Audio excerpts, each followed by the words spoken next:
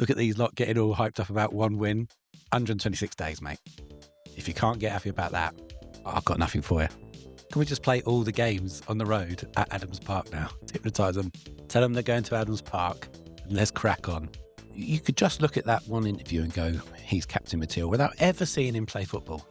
He manhandled him. He dominated him. He stuck him in his pocket. He broke his will, to be quite honest with you. You know, it's like when you fall down a hole. It don't really matter how you climb out the sodding thing as long as you get out of it. What a cartoon Batfink was. It's on a par with Danger Mouse with me. No, Danger Mouse all day long. Oh. All day long, Danger Mouse. And Chris Powell, he was so frustrated with it. And he had that look on his face that I have when I've worked out someone's nicked the last Rolo. He was cheesed right off. Do you know what I mean? And that's good. The moment of the season, to be quite honest with you. The noise is the loudest noise of the season by far. I'll gladly eat humble pie with that one. We have got ourselves a right old footballer there. May as well call this the humble pie edition.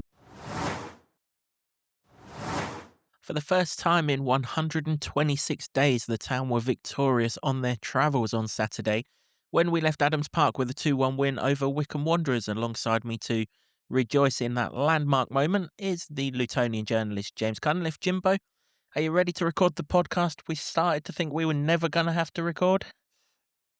Yes, I am. Feels good, doesn't it? Absolutely it does, yes. We'll do a celebratory podcast right after this intro.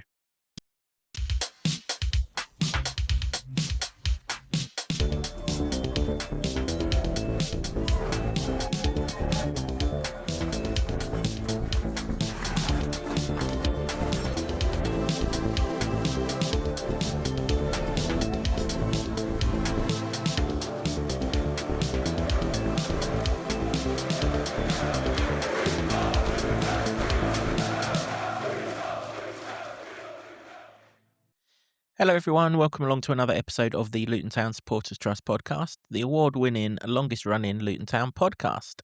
As you'll know by now, this season the show is in association with Solid, providing opportunities, provisions and assistance so our academy can fulfil their potential.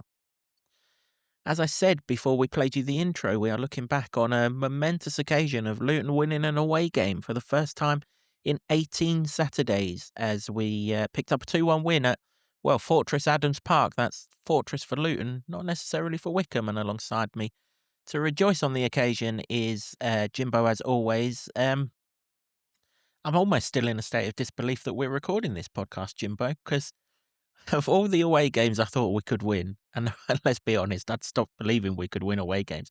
This was probably low down on the list. But it just shows you and why we were interested in sport, isn't it? If it was predictable, it'd be boring, but you just can't predict it.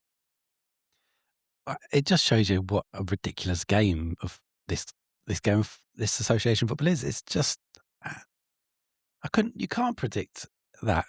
Everything that has contributed to many of our downfalls on the road in that 126 days were all there, and then they pull that out. I don't know. I don't care, but I'm glad it's happened. I'm glad there's a monkey off the back, and hopefully we can move forward. And hey, listen, if you're team paper over the cracks, or look at these lot getting all hyped up about one win, 126 days, mate. If you can't get happy about that, I've got nothing for you. Absolutely. Was it perfect yesterday? No. Is there still room to improve? Absolutely.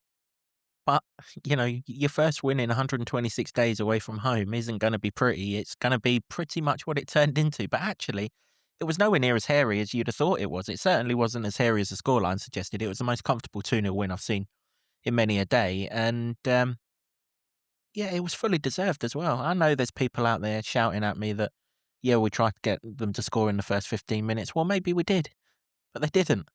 We've done that plenty of times, and people have taken the invitation, so it's nice that they haven't done on this occasion. But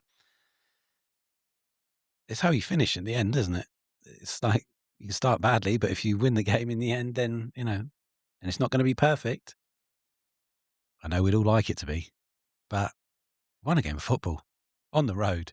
In fact, can we just play all the games on the road at Adams Park now? Can we just do that? Or can we just trick the boys into thinking they're going to Adams Park, hypnotise them, get the old physiotherapist, see if she's got any hypnotist skills, hypnotise them, Tell them they're going to Adams Park and let's crack on. Or stick Nathan Lowe in the opposition, because he was in the opposition the last time we won an away game as well. And I say he was in the opposition. You'd have had to have looked into Hakeem Odoffin's pocket to see him yesterday because, I mean, my word, Jimbo.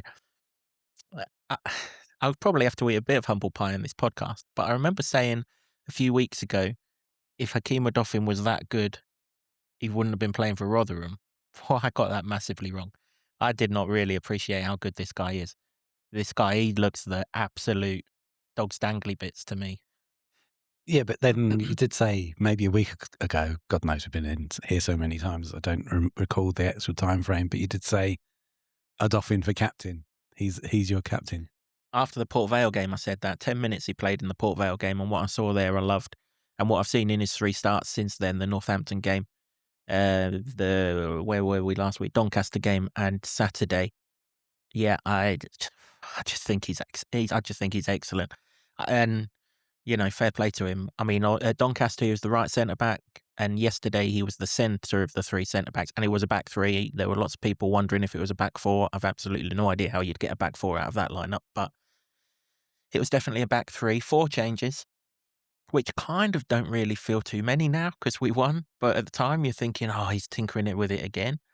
Obviously, I didn't go to Wickham full of expectations anyway, and come 146, any expectations that I did have had well and truly left the building. But, you know, it was what it was. Cal Naismith came into the side. We kind of thought he was going to, but we kind of thought it was going to be for Nigel Onwake, but it wasn't. It was for Joe Johnson.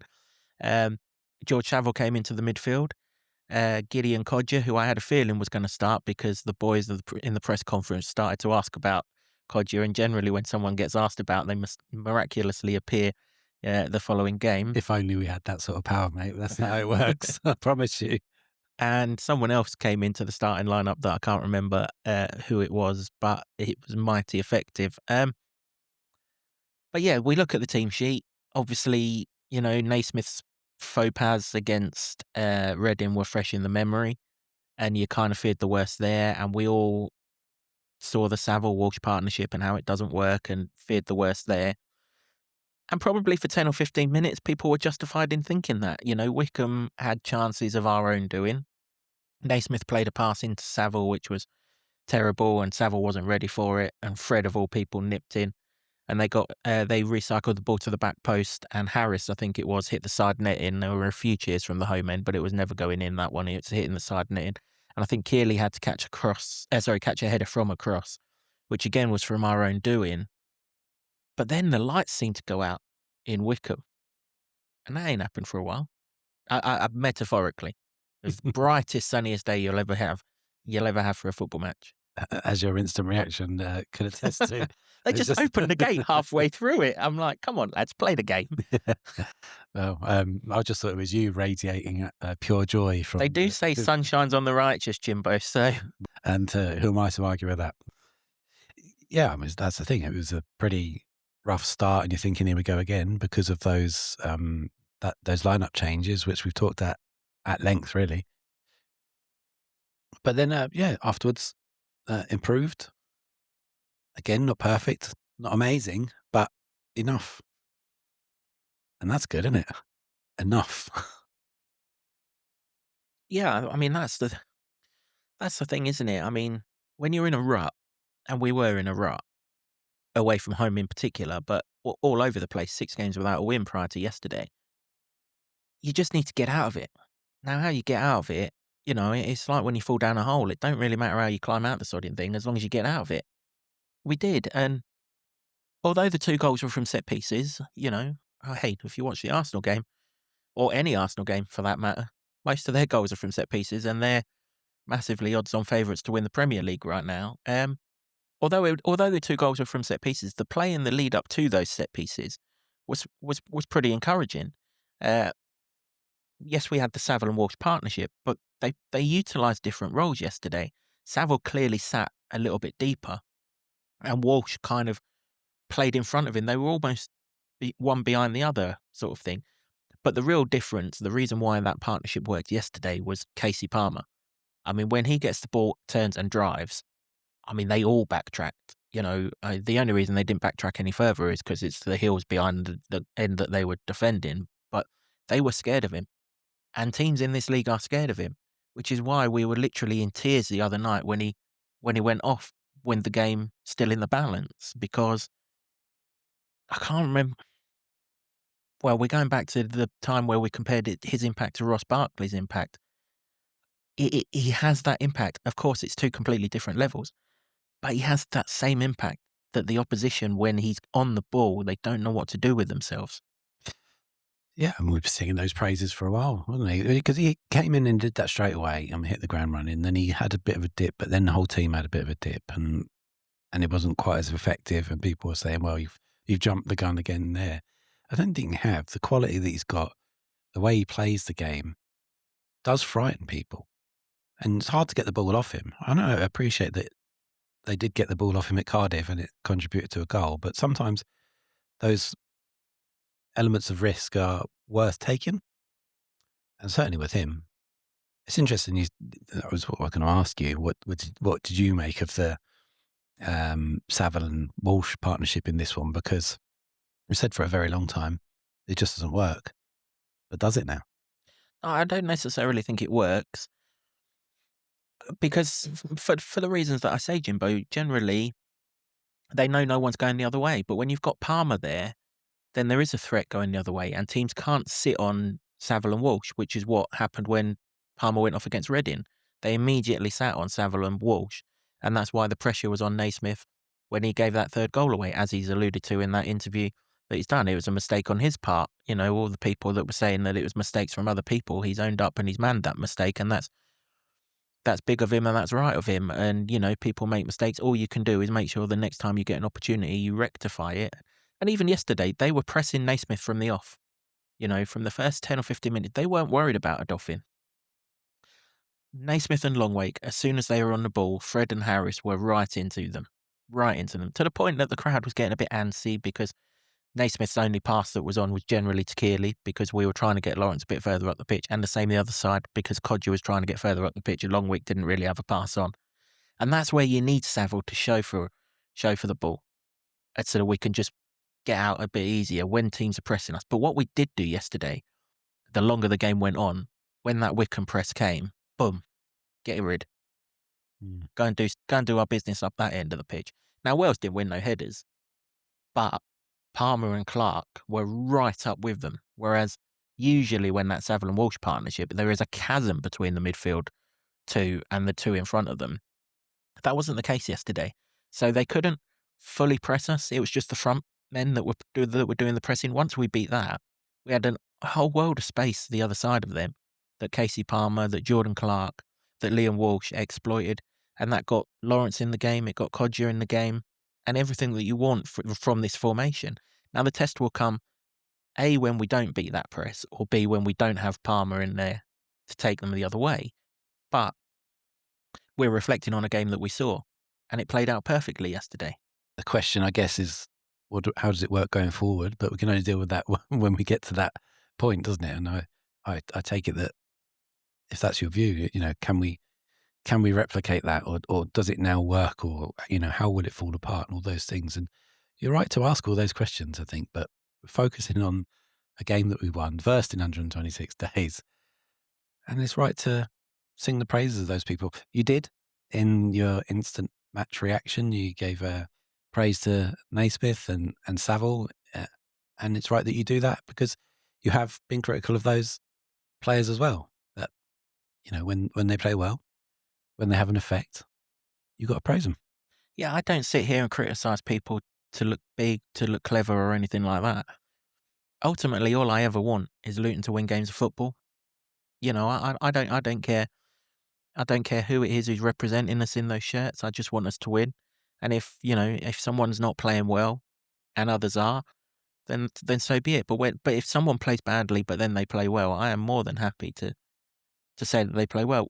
Naismith was shaky for 15 minutes. There's no getting away from it. He would have been shaky. To be honest, I'd have expected him to be shaky because his last memory on a football pitch was that brick wall touch against Reading that got pounced upon, and they scored, of course. And then Wickham are doing the exact same thing. They're pressing him. Okay, they're not pressing him with the same quality that Matt Ritchie did on that occasion, but they're still pressing him. But on the press, can I just say our press is back. Mm. We pressed so well yesterday. And Palmer's very good at that. He leads it Unbelievable. so well. But there seems to be an interchange of where he'll go forward and maybe the front man will drop off slightly, so they're not all doing it at the same time. But and vice versa. So if Casey Palmer doesn't go and do that, and when we were at our best in that Championship promotion season, we had that dynamic between Adebayo and Clark all the time, and even Campbell in the season before. And you haven't seen it a lot, but it's pleasing that if it's here to stay, it's pleasing.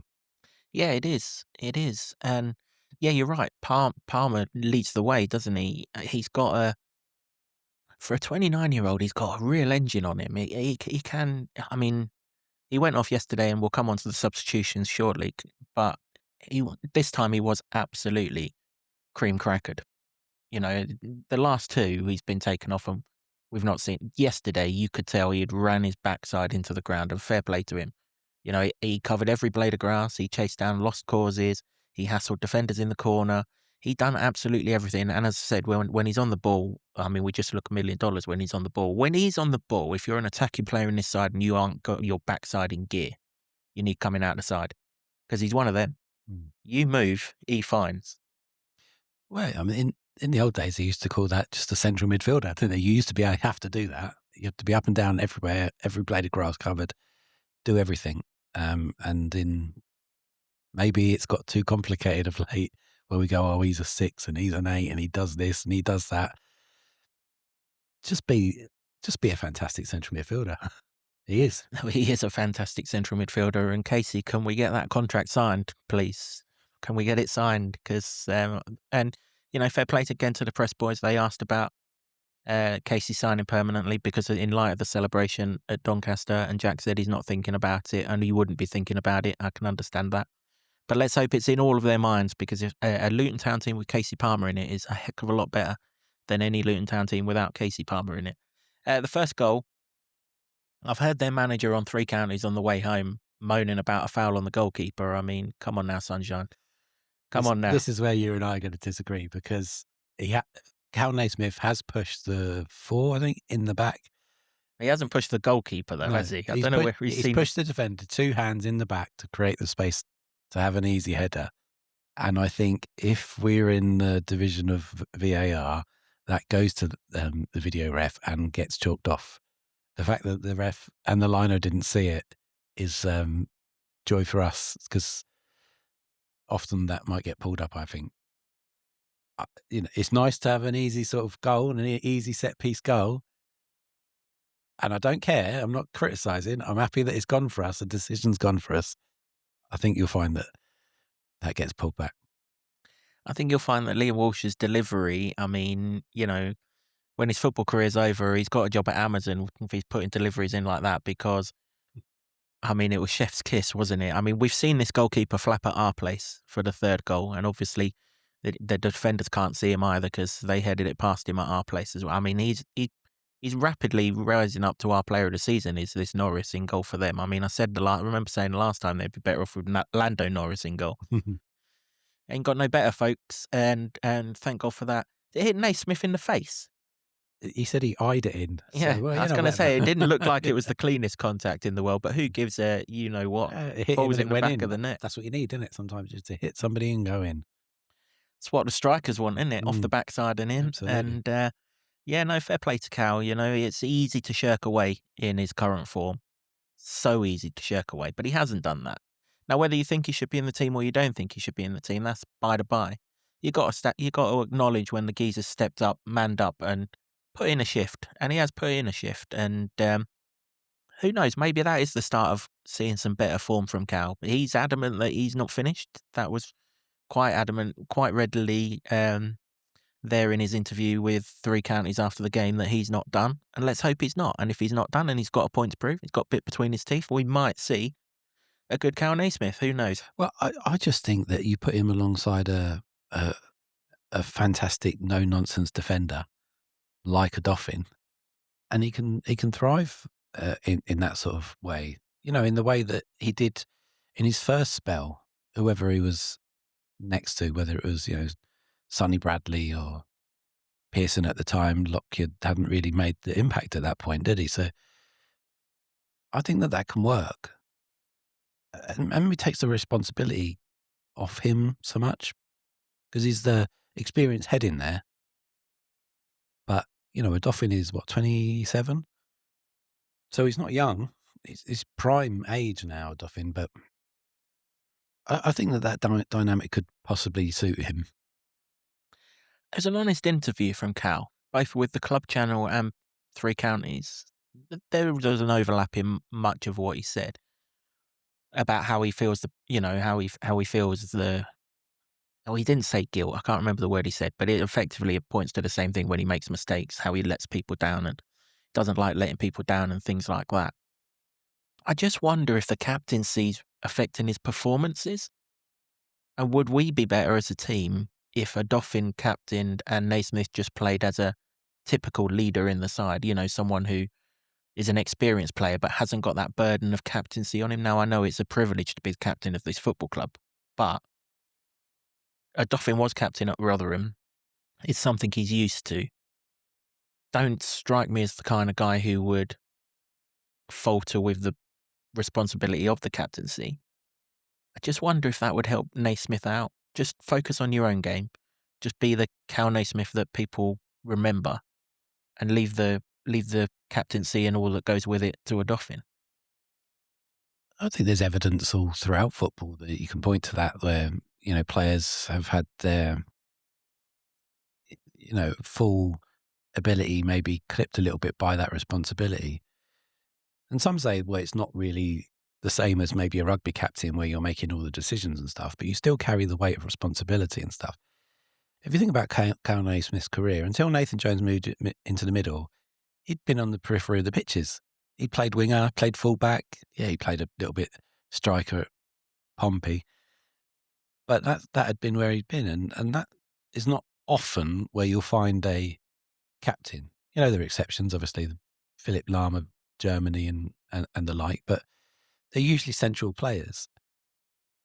So he's not really had to have that worry. I mean, it's only a theory, isn't it? But, it might be that if that sort of heat was taken off him almost, that you might get back to that. Who knows? But you made your case a couple of weeks ago for Odoffin. It's unlikely and hard to say that you'd give it to him straight away off the back of maybe like 2 performances. And it's a shame that we've not seen him for most of the season because of those injuries. But why not? Maybe it's a discussion to be had in the summer. Yeah, I mean, I think so. We are going to need a new long-term captain, regardless of what we do for the rest of the season, aren't we? Cal Naismith's 34. He isn't the long-term captain of this football club, is he? And, I mean, we often talk about this, Jimbo. We've talked about it with Jordan Clark. Nakhi Wells, they're of an age where they're not the long-term future of this football club. So you do need to succession plan. And I would be amazed if Odoffin's not captain of Luton at some point in the future, because he looks like he's got all of the tools that you need. And if you've seen the message he's put out about Mother's Day. I was just going to say that. If anything, even if you don't view it in footballing terms, the fact that he's come out with that message and seemingly not really thought it through, but wanted to get it out there, heartfelt message, the way he talked about it, you're proud of him for saying it anyway. It's a great message, what he said. It's on the club channels about Mother's Day and how it's difficult for some people. And he's obviously been through something difficult, hasn't he? But it shapes you as a person, as a man, as a leader. You could just look at that one interview and go, he's captain material, without ever seeing him play football. Absolutely. I would be amazed if he's not captain of this football club at some point.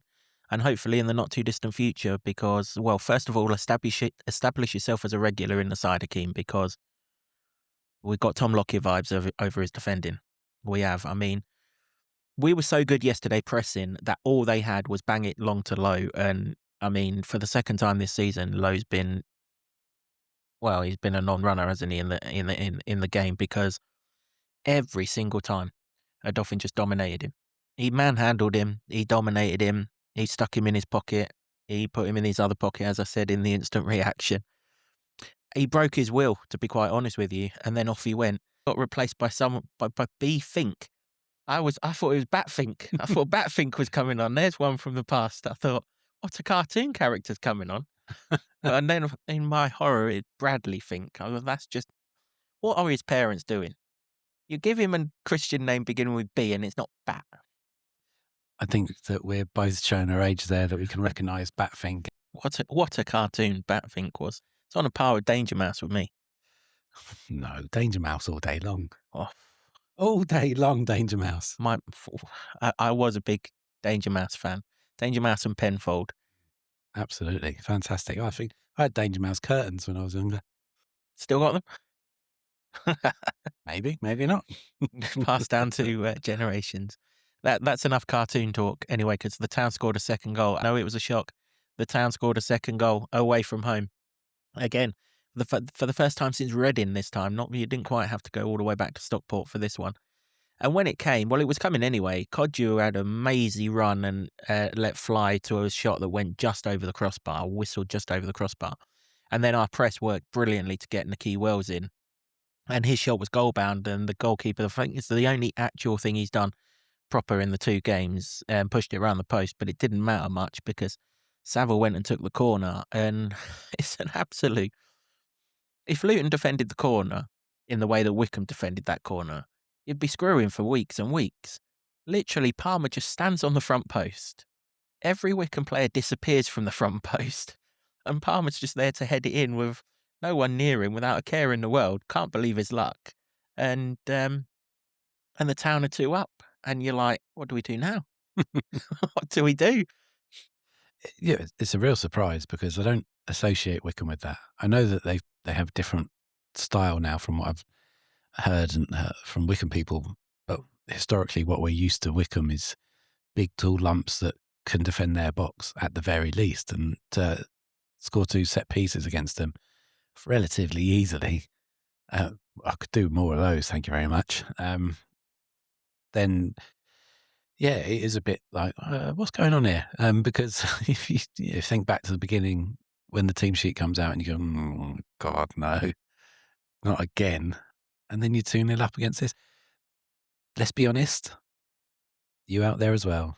Everybody thought, well, this is going to suck. This is going to suck when they come back to 2-2, maybe worse. We're all thinking it, but the fact that it didn't, small steps of progress. Well, yeah, exactly. I mean, we talk about progress. We talked about progress when we reviewed the Doncaster game the other night, how we have to progress from where we were. Well, at 1-0 the other night, and indeed the games that we've led 1-0 previous to that, Port Vale and Burton, we went into Operation Retreat mode straight away. So that was the first box ticked yesterday. We didn't do that. We went and pushed for a second. We looked for a second, and we got the second. We got the second because we looked for it. You know, Jack, I referenced it. Jack said that we tried to win the game the other night. No, I didn't see it. But yesterday, I saw a team that were determined to win the game. Even at 1-0, there was no drop in 20 yards, which we could have done with Walsh and Saville in that team.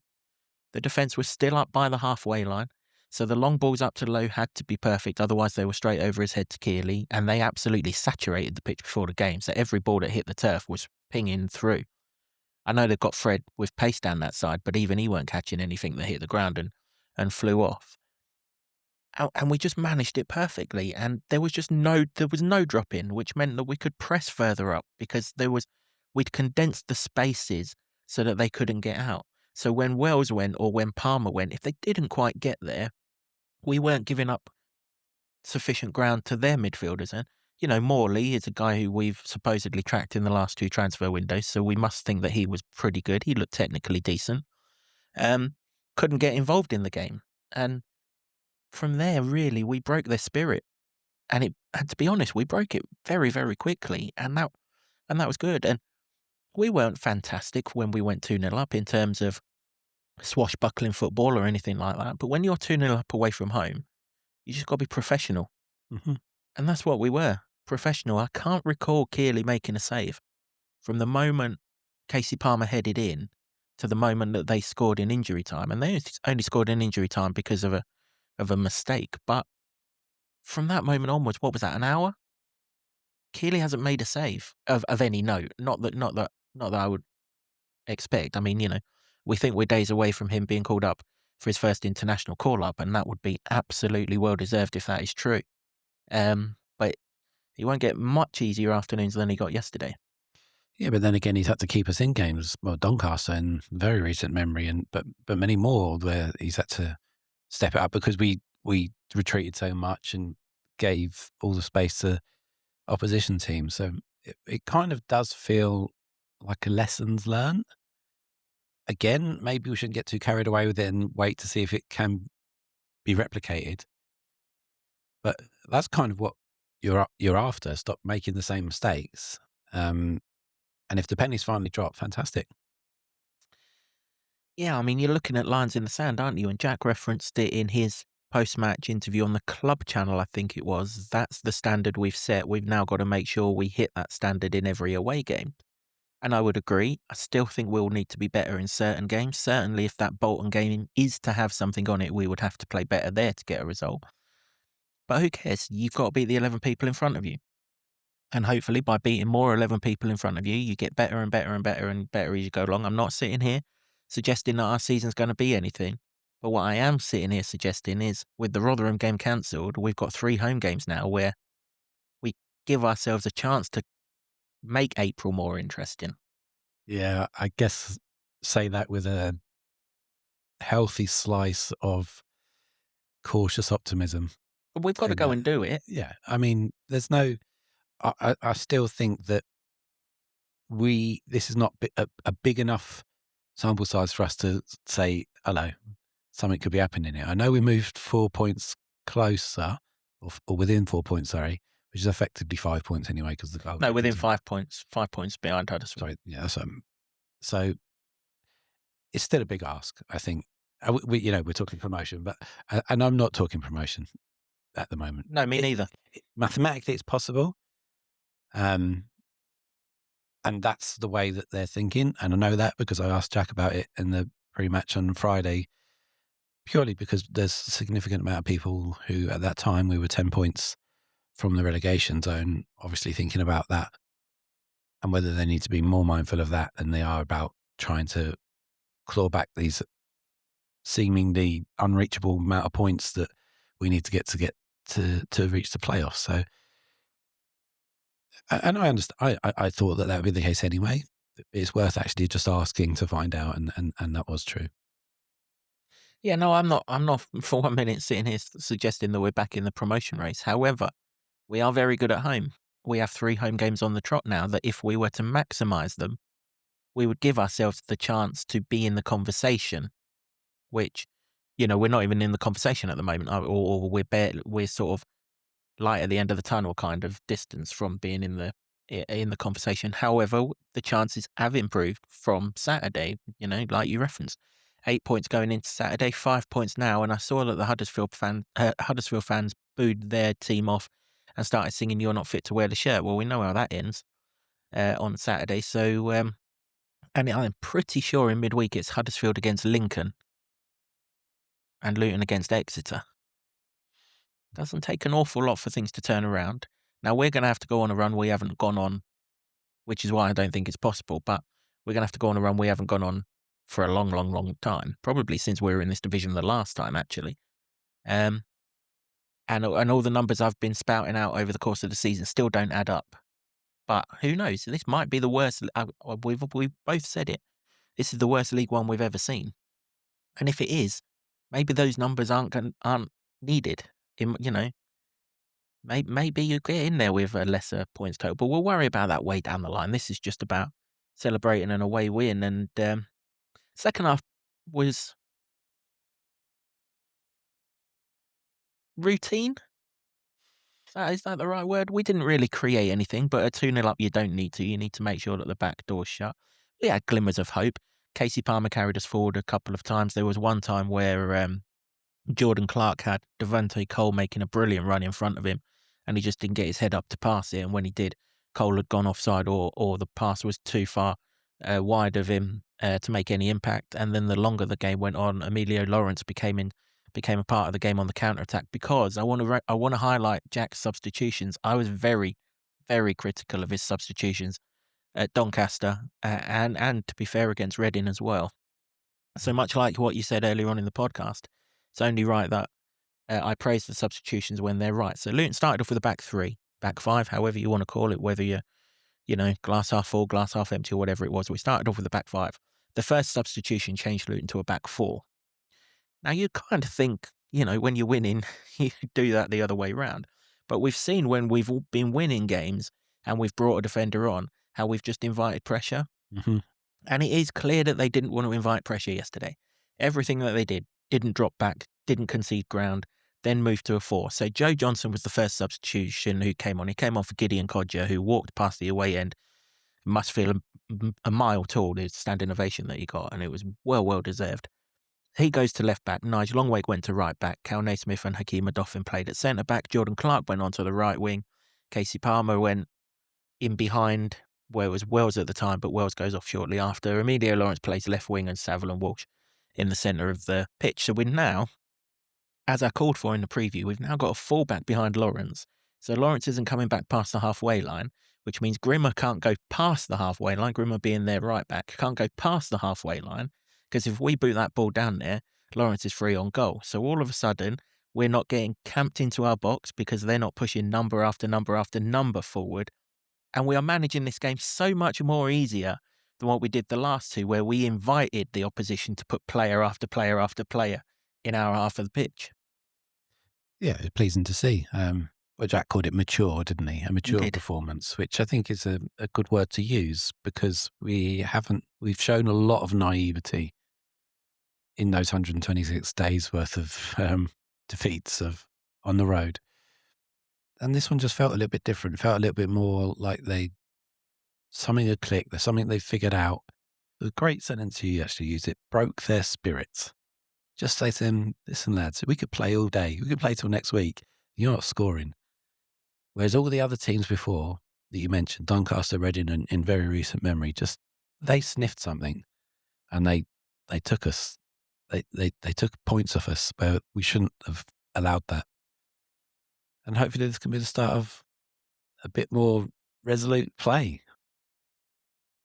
Again, if it's not pretty, don't care. It's results based, isn't it? Absolutely. And, for all of this season's been terrible, a disaster, call it what you want, Luton are still at a level in this league that when we score 2 goals in a game, we should win the game of football. There isn't maybe Cardiff with being the benchmark exception, and I suppose you've got to include Lincoln now that they're top of the league as well. Them aside, if you score 2 goals in this league, you should be winning a game of, the very least you should be coming away with is a point. But you should be winning games of football. That is the whole point of scoring a second goal. That is why we wanted it. Certainly if you score those 2 goals before the break, then you should be going down, you boys in the terrace should be going down into the concourse at half-time and not thinking, oh, are they going to come back or not? Which is going, well, that was a great first half. This might be the most boring second half in history, but I don't care. And it was, and I was fine with it. All the players at the other end of the pitch, which isn't good for me because my peepers ain't doing the levels that they used to. But do you know what? I didn't care that nothing was at our end of the pitch. But as I said in the instant reaction, we still probably went as close to scoring the next goal in the normal 90 minutes than they did. And Lawrence got into a position where he had a shot. And he got into another position where everyone was screaming to him to go in the corner. And he'll learn that. He's 18 years old. He plays for Man City. They're usually 26-0 up at the time that they go into injury time. And he don't need to worry about going into the corner. But he will do next time because he got a rocket up his backside from the touchline when he didn't go in the corner and his cross went straight into the hands of the goalkeeper and it launched an attack. But I was really pleased with that first sub, Jimbo, because it says to me that we've learned from the other day. And that's all we can do under Jack is learn. He's not Pep Guardiola. We know that. And he'll make mistakes and that's fine. But making that same mistake a second time isn't fine. But learning from it, that is fine. And what I was also impressed with yesterday, there was a lot more activity on the Luton bench yesterday, in the Luton dugout. There was a lot more. All 4 coaches were up, clapping, calling things out, shouting. And there was a lot more of of that. Chris Powell was a lot more active. He's been sat on the bench an awful lot recently. He was up and at them and on the edge of the technical area, and it was good. I don't know if the sunshine sort of rose them all out of their slumber or what it was, but it was good. And the only blot on the copybook was their goal. And I looked as soon as they scored, I looked over, and Chris Powell, he was so frustrated with it, and he had that look on his face that I have when I've worked out someone's nicked the last Rolo. He was cheesed right off. Do you know what I mean? And that's good because they wanted that clean sheet.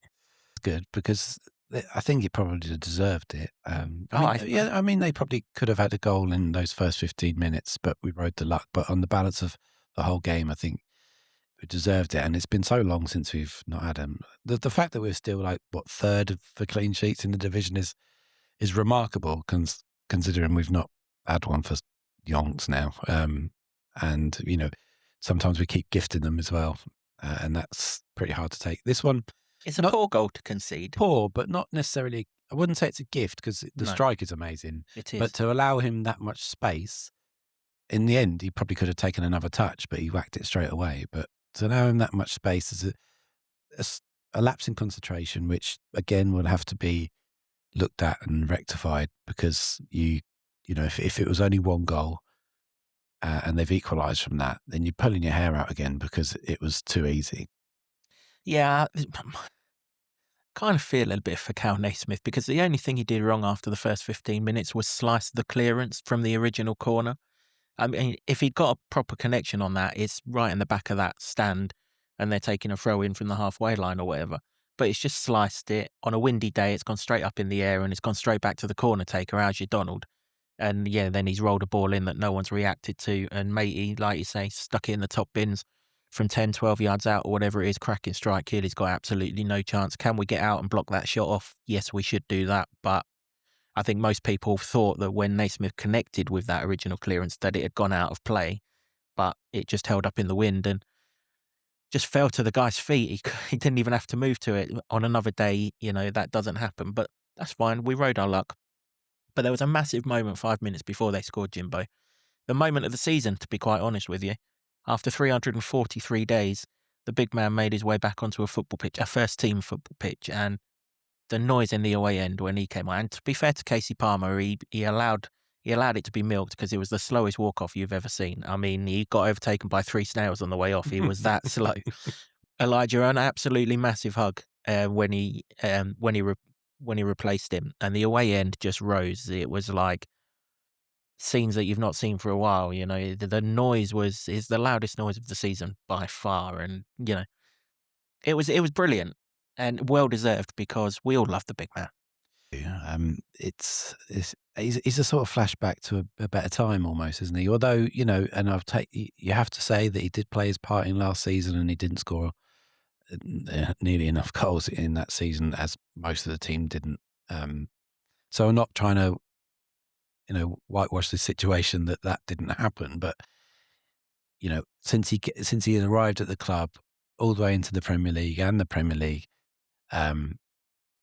he's been outstanding, hasn't he? And he's a fan favourite, and he's a top bloke as well. You'd have guessed that from the way he spoke in his interviews afterwards. But that's a big injury. I mean, he's been injured before, but but basically a year, isn't it, to be out and injured to that extent, not being able to do what you love, and to come back and have that response it's pretty heartwarming. I don't think there's a coincidence that we played like we did yesterday. We got the result that we did yesterday with him in the dressing room for the first time. He just has an impact, doesn't he? He's a presence. He's a presence on the pitch. He's clearly a presence in the dressing room. The Casey Palmer reaction when he was the one who came off. And, I've been critical of Casey Palmer going off in the last 2 games, not yesterday. He was absolutely cream crackered. Mm-hmm. He was knackered. He had run himself into the ground and further down. He was. And also the difference was it was the 89th minute and not with 20 minutes to go. And we're hanging on when he was the best player on the pitch. And, I think there's a case to say he's one of the best players on the pitch yesterday. I think you'd be mad if you're not saying it's Hakeem Odoffin, but 89 minutes. I know we had, 7, 8 minutes of added time. We were always That's going to fine. have 8 minutes as well. Yeah, There was about 3 absolutely. or 4 injuries Yeah, over the yeah. course of that half. Then, Lots of subs too. but that sort of timing is fine to give Adebayo his chance to come back out when you're almost certain you're winning. I wouldn't suggest it's nailed on with this Luton Town team this season, but you've got a good chance of thinking you're winning, and he can come on and experience that. And I'm really glad for him. And it's going to be a while. You rusty? He looked rustier than my gate that's been in the rain for 12 months, mate. He looked so rusty, and it was so good to see how rusty he looked because I just wanted to see him on the football pitch. The first touch he had bounced off him for about 10 yards, and he looked surprised. But I don't know why. He looked surprised, but he also acknowledged that that was always going to be his first touch back on the pitch at the same time. But the longer that those 8 minutes went, and this is why I want to touch on this substitution, because a couple of people have referenced me saying that the substitutions were really good yesterday. So, 2-0 down into injury time. What's Wickham's default mode? Wickham's default mode is to stick a defender, a central defender, bearing in mind the two central defenders are 6'3" and 6'6", one of them into the box and launch missile after missile after missile into it. What couldn't they do after that substitution? Send a central defender forward because we had 2 strikers on the pitch. So 2 central defenders had to stay back with the 2 strikers. Devante Cole, Elijah Adebayo. Jack has mentioned in his post-match press conference that he sees those 2 as a partnership going forward, and I can see why. But that is why it was done. He could have brought Vandenberg on, for example, for Casey Palmer. Ideal position, but Vandenberg's much more lightweight. And as soon as that substitution happened, had it have happened, the 6'6" centre-back would have been straight in our box, and we'd have had to have faced 10 minutes of long ball, long throw, long everything into our box. And they'd brought on a couple of strikers by that point as well. But no, that wasn't the case. Jack put the striker on. We went further into a 4-4-2, and Elijah carried us up the pitch a little bit. There were 3 or 4 minutes in that 8 minutes of injury time that was played in the corner in front of me because Elijah took the ball there. He passed the ball to Lawrence. He gave it to Cole. He then offered himself again. Did we create anything from those 8 minutes? No. But it was 4 minutes that they were defending outside their penalty box where previously they've been attacking in our penalty box. That is what I meant when I said the substitutions were really, really good. If you just look at the substitutions on paper, player for player, I can see why you don't think they are. But in the context of the game of football and what we were trying to achieve at the times that the substitutions were made, and the other one was Nicky Wells was injured, so that had to be made anyway. They were really good yesterday. They were every bit as good yesterday as they were bad in the 2 games before it. Now, if that's the level that we're going to have on the sidelines, as well as the level that we're going to have on the pitch, whether this season materialises into something or not, next season can offer an awful lot more than what this does, if that's the benchmark that they're achieving. I agree. And if you listen to Wilshere's comments afterwards, which is why I posed the question whether he's learnt from some mistakes there. He even referenced about those subs in previous games that have, waved the green flag to teams to come and attack. With a neon sign. Oh yeah, big time. But that particularly with the Adebayo one, it gives them something more to think about. And yeah, he's not been playing for 343 days or whatever. But if you stick the ball in the box to him, you'd still fancy him to have a decent go at it. So on that front, really quite pleasing. And also what it done, Jimbo, just to finish off on that, if you're questioning what I was saying and you weren't there, it gave everything a lift. It gave the noise levels behind the goal a lift. It gave the players on the pitch an extra 3 inches in their shoulder height. It gave everyone energy at a time where energy was understandably beginning to flag because they'd put a right good shift in.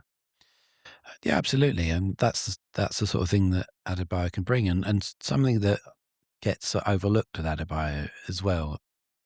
Those 343 days, we've missed somebody at the front stick of our defensive corners heading away. He took over the mantle there from James Collins. They were both fantastic at it. We missed that, and he was very good at it. So although it's not, where you want him to be and to cause the damage, defensively, he was very useful in our team, and we've missed that. Yeah, I thought the subs yesterday really, really good. As I say, I've been critical of Jack in the last 2 or 3 games. Not yesterday. I thought he got it spot on. and credit to him. Yeah, I think you have to give the praise there. In all aspects of this season, you just want to stop making the same mistakes. This is why it's so painful all the time, whether it was a poor touch like Naismith's for Reading, or all the myriad different ways we've actually coughed up goals to teams that haven't really had to work hard to get them. To play like that, shut them out, and not make those mistakes in the closing stages with subs, that was all good. Yeah, it's a bonkers game, this football, isn't it? Because everything from the start made you think, here we go again. And then at the end, you're going, well, that all worked out fine, didn't it? So, yeah, I don't know why any of us anywhere in the world, any person tries to predict this game of football, because it's mental. Wickham averaged 3 goals per game. Luton turned up with one of the most negative reactive team sheets in the away end for quite some time. And but for a 97th minute thunderstrike, we'd have kept a clean sheet. What is it? Who was it? Who said football bloody hell? It's that, isn't it? Just before we come on to your comments, the biggest move that Jack made yesterday, the best move that Jack made yesterday, was Odoffin in between the two centre halves. Yeah. I mean, I can't wax lyrical about this guy enough, Jimbo. Honestly, I can't. Yeah. He was foot perfect yesterday. I know people are going to tell me he gave a penalty or should have given a penalty away. I mean, come on now. This is proper football at League One level. You don't fall down that easily. But I come back to Lowe at the start of this season. Nathan Lowe was one of the hottest properties being signed in League One. They were all after him, ourselves included. They were all after him. That's twice he's been ineffective, but this time in particular, every single time the ball was to him, Odoffin beat him to it. Every single time. And when he went off, it was no surprise to me. He had literally broken his will. Yeah, I'm really pleased for him, because we have actually praised him in his performances before. It's just that they've been so few and far between because of injuries that it's hard to remember those things. And sometimes he was playing it right back when he first started, but we praised him for his physicality, and he's got a hell of a leap on him for headers and stuff, which if you put him in the centre of defence in this league is exactly what you need. And that's a Hakeem Odoffin that's probably still rusty himself, isn't it? And he comes on and does that.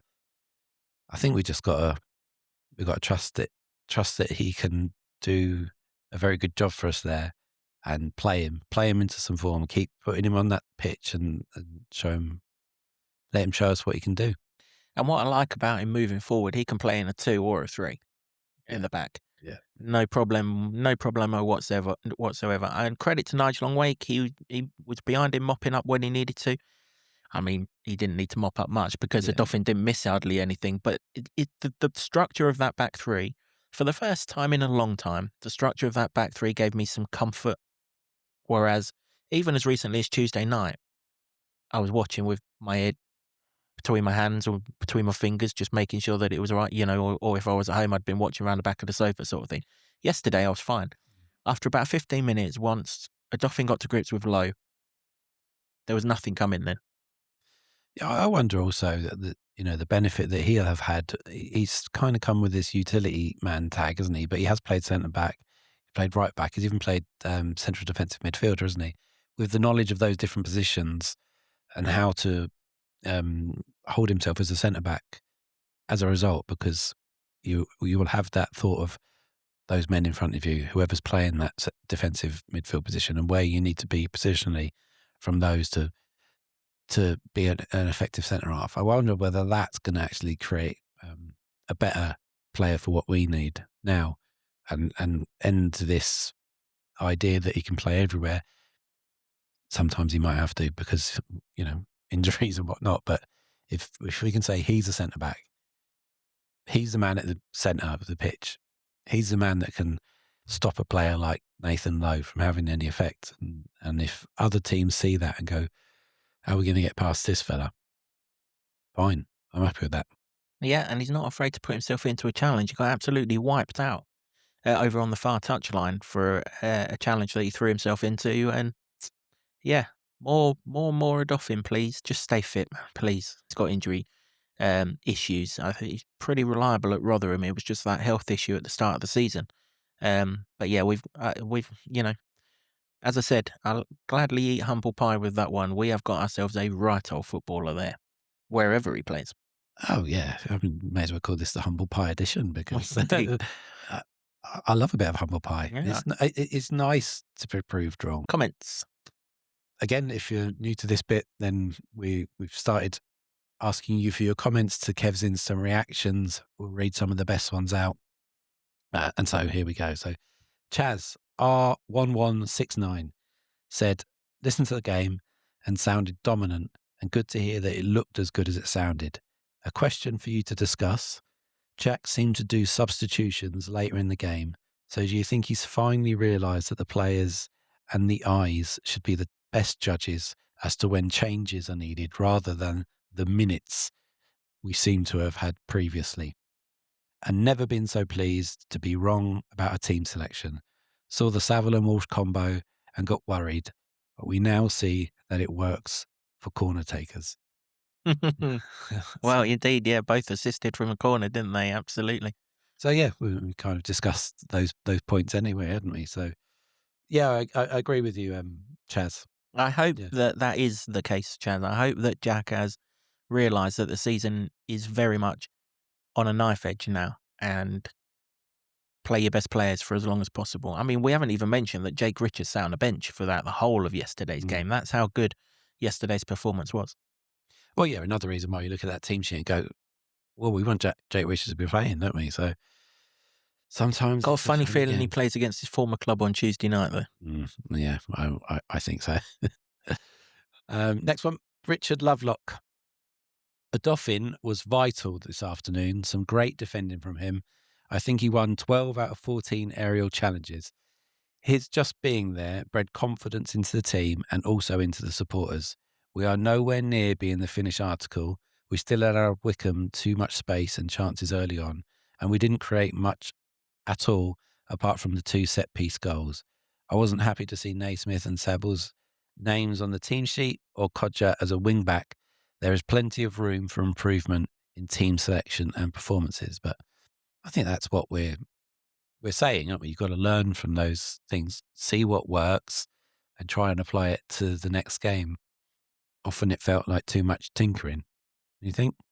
It did, yeah. I mean, you and I are or were in the preview podcast suggesting looking ahead to next season. Jack's not in that mode yet, and he's just trying to win the next game, and and hopefully he does focus on purely the next game each time, and that's fine. Do I think long term that we're going to play a back three? No. Do I think long term Gideon Kodge is a right wing back? Absolutely not. But needs must at the moment because the points are everything. And until it's mathematically impossible, then they probably should go down that route, even though we've given up or had given up and feel that we should have been blooding some younger players. That time will still come. Yeah, we'll see. Yeah. Rico, BN7T. I have been super critical of Jack Wilshere, and when I saw the team sheet this afternoon, I was expecting a thrashing and to be back on here again moaning. He means YouTube. But credit where credit is due. We were good today, showed a willingness to get stuck in, defended well, in attack, and were more direct. Something lots of us had been calling for this season. Great away performance. Lawrence and Palmer stood out, but Odoffin was immense. Elijah being back is a cherry on top of the cake. Are we going up, lads? You can answer that one. Steady. Steady. Behave. I mean, I messaged you 20 minutes after I sent you the instant reaction, didn't I? And messaged you, playoffs, are they back on? and I said, stop it. Let's not get carried on. Listen, where are we with regards to the season? We are still massive outsiders to make the playoffs, right? We are massive outsiders. Forget the point situation for the moment. 5 points is an awful lot better than what it was going into the Wickham game. There are still 4 teams to overtake. A couple of them that are in good form and a couple of them that have got games in hand. However, we're pretty good at home. We've got 3 home games. Now that the Rotherham game's been moved, we've got 3 home games on the trot. 2 of them against teams in the bottom half. If we are going to make the playoffs, it has to be done over the next 3 games. These 3 games have to be maximised. to all opportunities. The Stockport one in particular, because they're one of the sides that are above us. The other things, there's 9 games left. Only 2 teams are above us in the table that we have to face now. We have a relatively kind fixture list. If you look at Stevenage's fixtures, they've got a horrendous final last 6 games of the season. But nothing that we've seen on the pitch in terms of consistency will tell us that we're there yet. But maximise these 3 home games, then we can start talking. Yeah, I think that's fair enough. It's cautious optimism, but at least it's optimism. The chances are better than they were when we were last in front of these cameras, that is for sure. One from John Allen 9165. This one just made me laugh.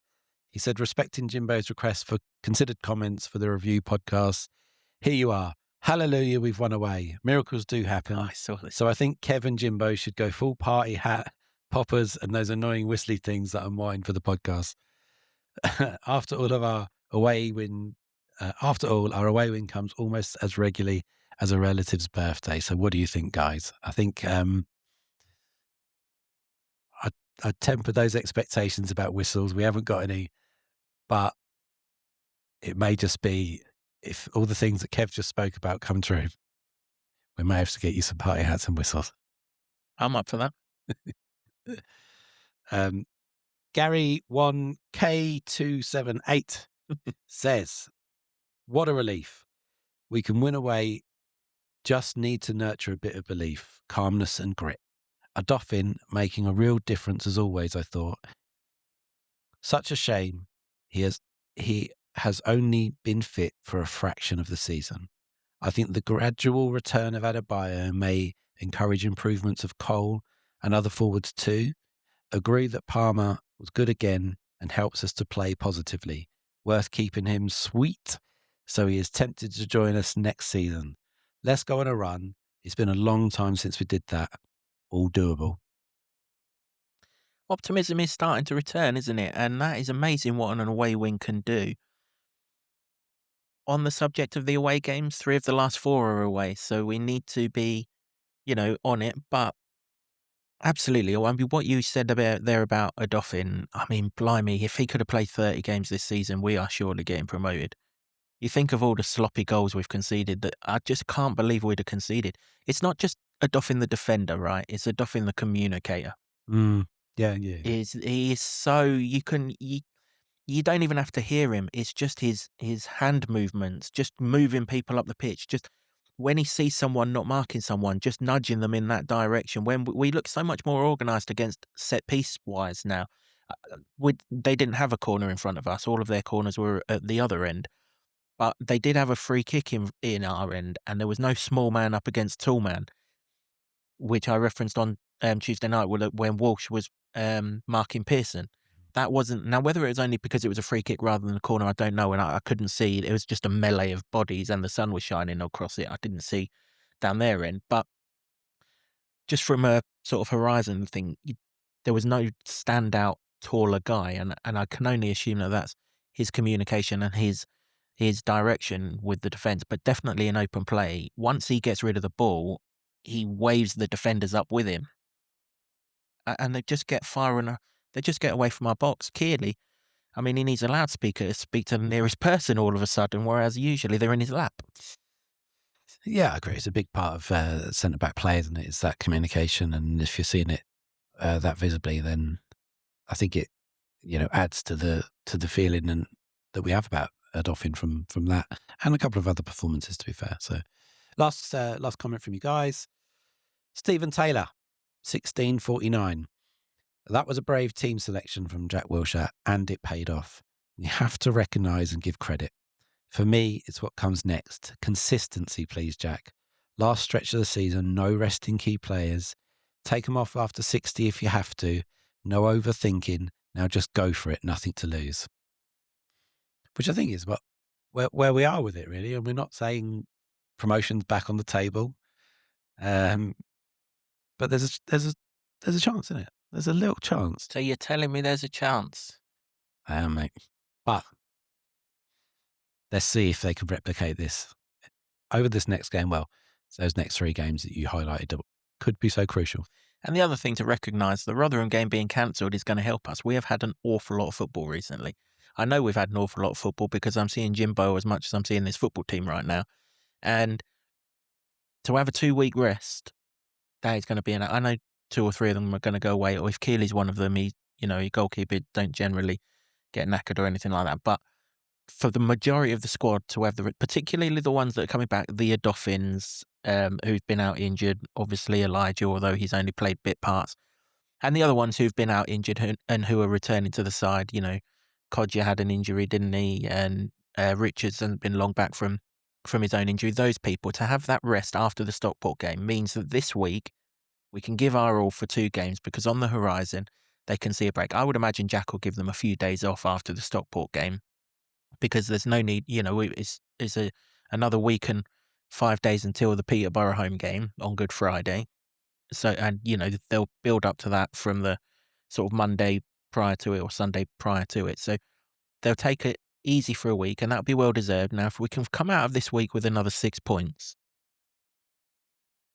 then we start talking. Yeah, I agree. It's too early to be banging the drum about that possibility. The fact that it's a possibility is good, but you have to then go and get those results, put in some performances that make you think that a corner's been turned, to give you real optimism about it. Or 2 corners turned, as we scored from 2 of them yesterday, Jimbo. Where I am from yesterday is... That wasn't a very good drum impression, sorry. It was better than the drum. I've never done a drum impression. It was better than the drum in the Wickham end that only popped up when they were 2-0 down. I don't know how that was, but I'm grateful it did. Where I am from yesterday is we should be able to believe we can win away from home now, because they are a good home side. I repeat, 12 goals in 4 home games prior to that. They're a really good home team. Who knows? Maybe Corley Woodrow's a world beater for them, and that was the overall difference. I don't know. I can see why Woodrow would play well for them, because everything bounces off low, and it would be straight to Woodrow, who's right behind him. But that's their problem, not ours. So we should have belief that we can win away from home. We've got that organisation in defence, balanced with carrying us forward in the centre of the park. Just got to fine-tune things at the top end of the pitch, and we'll talk about the top end of the pitch in the preview to the Exeter game, because we're going to have to change there, we think. But in terms of, build something to build from, we've got it now, which we haven't had for the last 6 league games. We've got it now. Now the test is to build on it. And if we do, we might be there or thereabouts. Yeah, I mean, that's for the future. Listen, it's just nice to have won an away I've game. had such a good day today. Yeah, so have I. What a weekend. It changes everything, doesn't it? A victory. The fact that it's a victory after 4 months and a week it makes it even sweeter. But I know that it rained towards the end of Sunday, but the start of the Sunday was glorious. Mother's Day, the day before it was the St. Patrick's Day Festival in Luton. So pleasure to everyone that took part. Just one of those days where you just think, it's going to be all right. I hope it will be. Indeed. Yeah, indeed so. It's brilliant to win an away game, and it was particularly good for 3 people who got the correct score, Jimbo. That wasn't you and I, for the record, but Robert Pentecost, Fleety 1885, and Greg Bastiani 4158. Oh, Fleety 1885. He must rocket up that chart there. He's right there. He's been in the top 5, yeah, there or thereabouts. That's a big 3 points, that is. And we're getting towards the business end in the old score predictions thing, aren't we? Absolutely. So well done to you 3 guys. You'll get 3 points on the leaderboard. The top 5 will be in our preview for the Exeter game, as always. And business end. We'll sort out a prize for that as well. We need to sort out a giveaway during the international break, which we promised you at Christmas, but I don't think we've had 3 days to ourselves since Christmas, have we? It's been manic, but we will get those sorted out, because we really do appreciate all of your support. I mean, loads of you again yesterday came up and told me how much you're enjoying the podcast, which we just think is incredible, because the recent podcasts, they've not been great to record, let alone to listen to, because the football hasn't been much worth talking about. So hopefully you've been able to enjoy a positive podcast. You all said to me that you were looking forward to a positive one, and well, let's hope we've got 9 more of those to deliver, Jimbo. Well, 10 if we include the cup final, but we'll come on to that another day. Don't forget that one. Oh, well, it makes such a difference when it's been a dreadful period. It really has. And difficult to come here and try and find new ways to talk about the same terrible mistakes. But here we've learned from different ones. The team has learned from different ones today. It's good to talk about a win. It's good to have that hope again. It's all you need, isn't it? Bit of hope. Sometimes it may not be enough. The rest of the season that's gone before may have really, taken our legs away from under us on this one, but there is a chance. Let's see how we go. Yeah, it could be too little too late, but it could also be the start of an enjoyable end to the season, whether it finishes in the top six or it doesn't finish in the top six. And after the last 2.5 years that we've all endured, an entertaining and enjoyable 9 games is the least that we deserve, I think it's fair to say. Just to mark your card for podcasts that are coming up this week, we will have a full preview out for the Exeter game. It will be out on Tuesday morning, so there won't be an awful lot of time for you to get your score predictions in. But hopefully, with it being a home game, you'll get the chance to listen to that preview. We will then review the Exeter game and preview the Stockport game in one podcast. Reason why we'll do that, we've got another game against Stockport 4 weeks today as we record this, Jimbo. 4 weeks today, we got another game. We will concentrate more on the Wembley game and with regards to Stockport rather than the league game. And also there's so little time this week to have podcasts out every single day. It's not really the ideal situation, but hit that subscribe button, have the notifications on. You'll know exactly when all of our content drops. Yeah, also apologies to people that listen on Apple Podcasts. And I hope that you get to hear this podcast on Apple Podcasts because they didn't put the last one on. Thanks to those people that recognised that and told us about it. We've inquired with Apple. It's entirely on their end. They're not being very quick about sorting it. So hopefully it will be for this one. In the meantime, it's on Spotify, it's on YouTube, it's on various other podcast platforms, but the Apple one, hopefully only temporarily, was being a right pain. Apple had obviously got bored of all the losing podcasts and didn't want no more. It was actually a preview, wasn't it? Come on, Apple, up your game. We actually won this game. Yeah. I mean, Yeah, and we want you to listen to this one as well, and hopefully you'll be able to hear it on your commute to work on a Monday morning, and it makes that journey a lot better. indeed, yeah, definitely, yeah. Just a reminder to mark your card that on Monday, the 23rd of March, which is a week on Monday, or a week today if you're listening to it on Monday, the Trust and Solid are hosting an event with 4 of our conference winners in the Eric Morecambe suite. 7:30 start. Paul Benson, Alex Lawless, Ronnie Henry and Jake Howes will be in attendance with me to reminisce on that fine conference winning season and also to look at the part that both Solid play in the academy and how the academy's doing as a whole. Obviously, Benno, Lawless and Ronnie Henry are all involved in the academy as coaches. And I think Jake's son is player in the academy as well. So we'll get some good insights into how the academy is working and look back on that conference winning season all on the one night. Tickets are still available, but they are going fast. So make sure you get yours as quickly as you can. £10 for adults, £5 for concessions. And the link to book is on the Trust website or the Trust socials. And we'll include the booking link in the show notes for this podcast. It should be a great night for really good guys. They've all got great stories. And if you can be there, we would certainly recommend it. Monday, 23rd of March at 7:30 p.m. in the Eric Morecambe suite. And we will record that event, won't we, Jimbo? And we'll pop it on the channel when we get a chance. But you want to be there because you'll get the chance to ask questions from the guys yourselves. So, yeah, get your tickets as quickly as you can before they sell out. It should be a good one as well, because obviously in recent podcasts we've been talking up the academy players in terms of wanting to see some of them in the first team. There's a lot of good players in that setup at the moment, so it'd be good to hear, what's going on and where they're heading. Yep, indeed. Keep your comments coming into us. I will do an instant reaction for the Exeter game. And of course, in the review of the Exeter game, we will read out some of your comments. So make sure you reply to that. And hopefully it's another happy one like it was on Saturday. It won't be quite as sunny though, will it? That time of night. Clocks haven't gone forward yet, but that's fine. You don't need to see my ugly mug as much.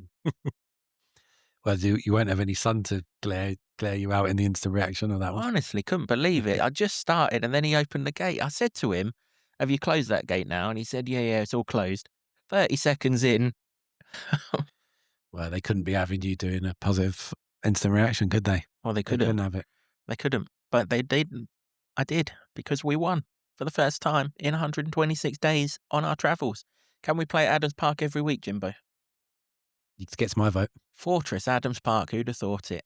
Thanks, as always, to the folks here at Marsh House, the new home of the Luton Town Supporters Trust podcast, and to Sean Grant and the Wolfgang for our intro music, as always. Until next time, which will be a preview of a game that's just carried a little bit more importance now, hasn't it, against Exeter on Tuesday night. From Jimbo and myself, away win again, ole ole. Come on, you Atters.